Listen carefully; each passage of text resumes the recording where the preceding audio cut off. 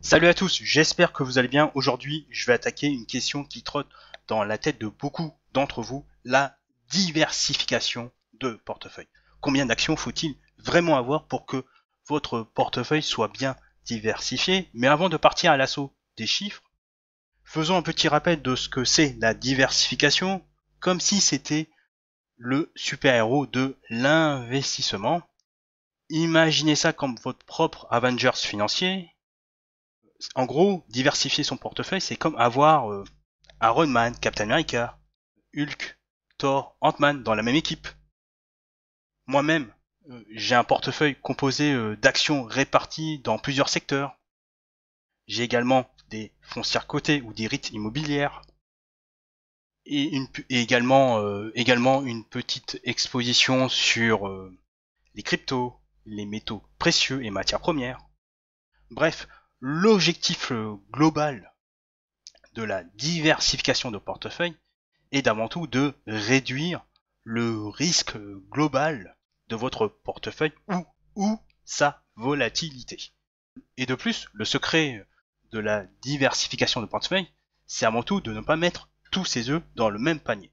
Et maintenant, combien d'actions il vous faut pour rendre votre portefeuille relativement solide à toute épreuve?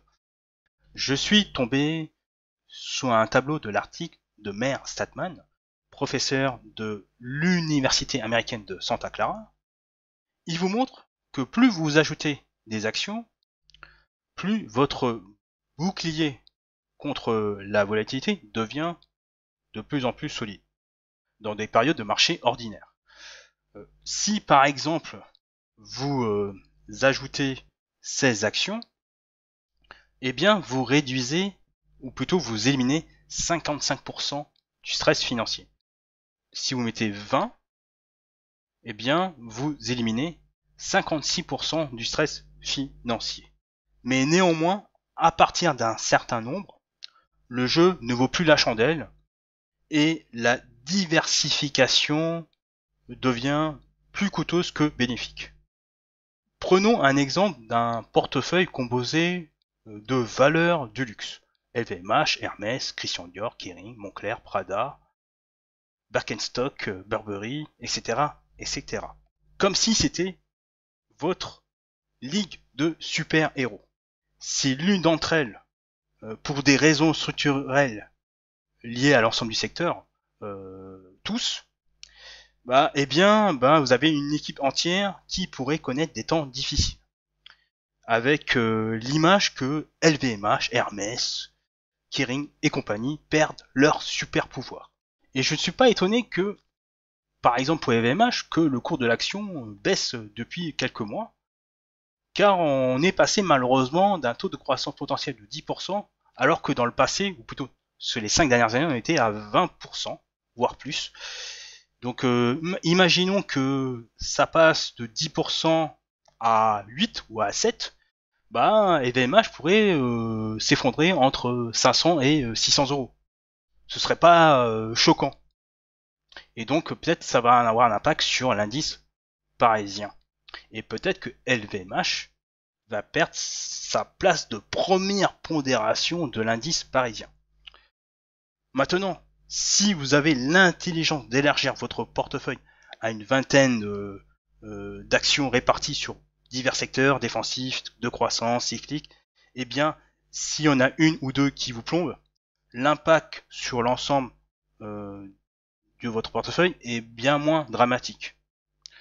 Par contre, ne tombez pas dans le piège de la surdiversification au risque de rendre la gestion de votre portefeuille complexe.